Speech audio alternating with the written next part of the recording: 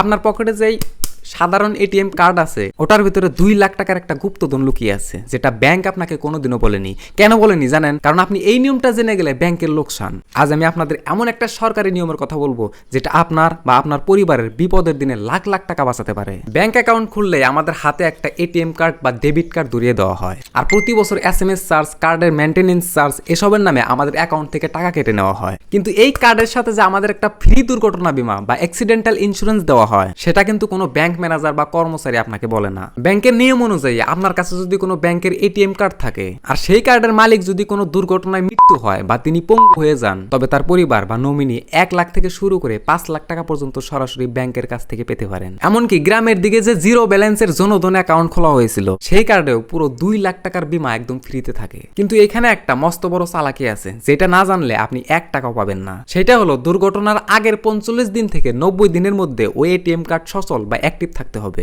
তার মানে এই সময়ের মধ্যে ওই কার্ড দিয়ে অন্তত একবার এটিএম থেকে টাকা তোলা, ব্যালেন্স চেক করা বা অনলাইনে কোনো বস্তু কেনাকাটা করে থাকতে হবে। কার্ডটি যদি ঘরের কোনো ধুলোয় ময়লায় পড়ে থাকে তবে কিন্তু আপনি এই সুবিধা পাবেন না। আল্লাহ না করুক যদি কারো পরিবারে এমন কোনো দুর্ঘটনা ঘটে, তবে পরিবারের লোকদের কিছু কাজ করতে হবে। নাম্বার 1 কাজ, সোজা সেই ব্যাংকে যেতে হবে। নাম্বার 2, দুর্ঘটনা ঘটার 60 দিনের মধ্যে সমস্ত কাগজ ও ডেথ সার্টিফিকেট নিয়ে জমা দিতে হবে। নাম্বার 3, ব্যাংক একটা ফর্ম দেবে, ওটা ফিল আপ করলেই বীমার টাকা নমিনির অ্যাকাউন্টে চলে আসবে।